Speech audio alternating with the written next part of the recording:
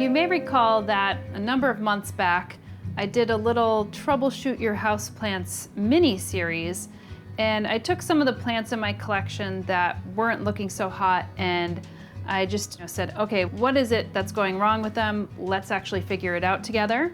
And these are some of these plants. So this is, I would say, I think I posted most of those back in May or so, but I had filmed them in winter, during the winter time. So I would say that a good 6 or 7 months have actually passed.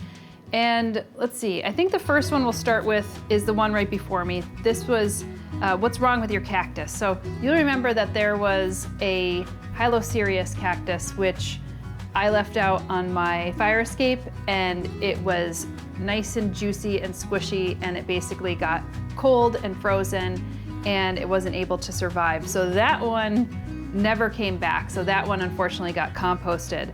This one was kind of like a bit of a trick, because I was like, what's wrong with this cactus?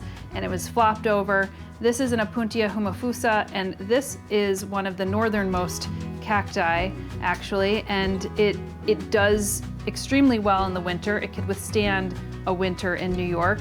And this one, I will have to flash a photo up. It actually flowered. You could see some of the dead flowers here. So this has been in my collection for quite some time. Sometimes I would bring it in during the winter. You might have seen I actually did highlight this in my 365 days of plants as well. And it's grown pretty dramatically. There are some dead bits, and I would have loved to leave this outside, but I kind of got a little reprimanded having it on my fire escape, so I have to move it, and I had to move it. But you can see there's some pads like this that could be composted. So it's funny, I kind of left this on here. Look at that bird poop. That's pigeon poop.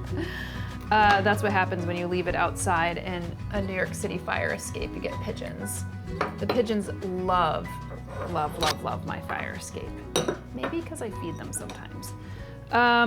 Yeah, I think you probably saw even here, these were probably here from last winter, so I'm just gonna break those off. I thought maybe I'd have to cut them off, and that's normal. I think this is like normal die-off. I mean, this is a really resilient plant.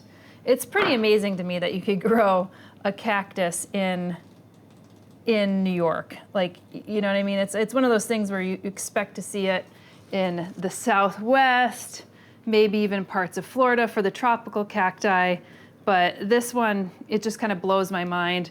And if I have like xeric conditions, which means really dry conditions, if you have a gravelly or rocky or sandy area, then you could actually plant this in your landscape, believe it or not. So this doesn't necessarily have to be just a house plant. If you're talking about like, you know, zone 5 or even zone 4, I think this goes all the way up through Canada. This one, miraculous recovery, but I didn't really do much for it. You know, there's nothing that I really had to do for it. The next one on the list is the snake plant.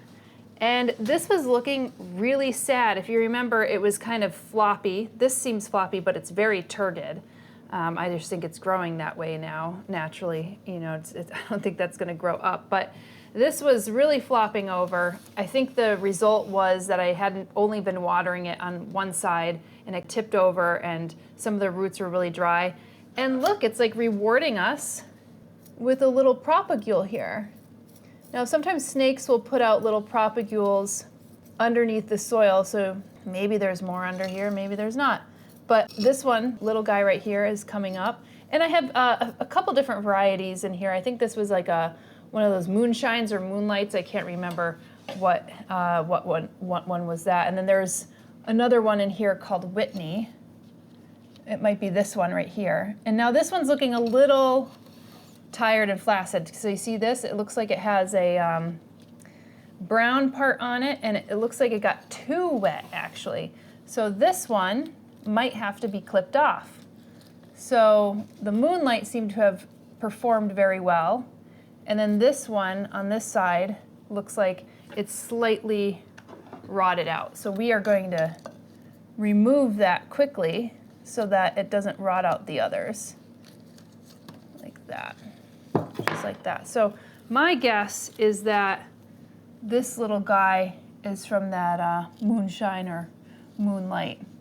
And usually if there's one little propagule coming up, there's gonna be more. That's why I was kind of like digging around in the dirt. But I'm very pleased with that recovery because, you know, sometimes you troubleshoot something and it takes a while for the plant to respond to treatment, especially if you're doing it in December, January, February, during the winter months, as I have here in New York. Now, the next section that we did, if you remember, is the Patura aquatica, and I also had this Kalanchoe right here. And they were actually going through the same problem, is that they were kind of tipping over in their containers. And I think, I'm not gonna pull this one out, but I think this is stabilized. I did just water this the other day. This is quite heavy. You're just gonna have to go with me and believe me on that one. But this one was like the Leaning Tower of Pisa, if you remember. And I think this has grown pretty substantially. I don't know, I'd have to look at the old video and compare it, but I really do feel like I'm dwarfed under this Patura aquatica. And I've had this in my collection for a while, but I remember that it was in front of me, but I don't think it was like this tall. So it has grown substantially. It has seemed to stay pretty upright. And I did give it, you could see that I have tethered them together because one side was really well rooted compared to the other side. So I figured, oh, I'll just tether them together so that that one side has something to, instead of a bamboo pole, it could hold onto itself and stay upright. And again, I think what the issue was with this is that this is a bad habit that I've gotten into, and maybe you have gotten into these bad habits too. But when I'm watering, especially really quickly, I'll only water on one side, and then that will water that set of roots on that side, but it doesn't always make its way over to the other roots. So the other roots might start to dry out, and then you might kick up some of the soil, and then your plant is going to shift and kind of tip over. So that has been resolved.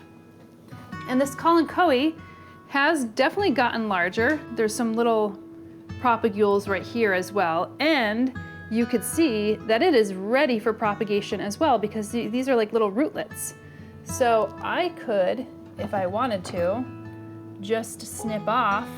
Maybe I'll just snip off like right here. See that? Right? And this could be fine. And then if I wanted to, I would just, propagate this. I'm gonna let this callus over because it is a succulent plant.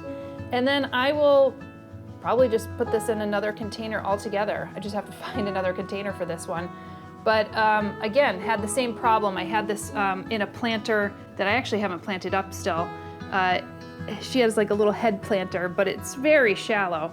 And this was a tiny, tiny little plant. You get these succulents when they're just like a few leaflets and they have like a pretty strong root system, but all of a sudden they start to get tall and lanky and big and they just, tip over. So that was less about me not watering it all the way around the soil base, but more of like it just grew and it got too big for its planter pot.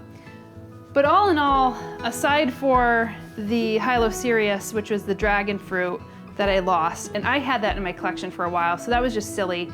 Things happen. I had left and it went below freezing and I lost that one, but these things happen. You don't have to like totally stress out about it.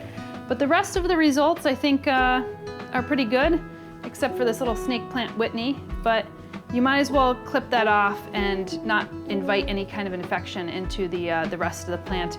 And you could argue that I could have actually separated the Whitney from the moonshine and then gave them their own pots. You could also do that too. Or if you wanted to be a space-saving junkie, you could actually just use the same pot. But that's it. I think that was a really good diagnosis, and maybe we'll do more of these in the future. And if not, you could also take a look at the mini course of Troubleshoot Your Houseplants, which is also included in the Houseplant Masterclass as well. All right, guys, talk to you later.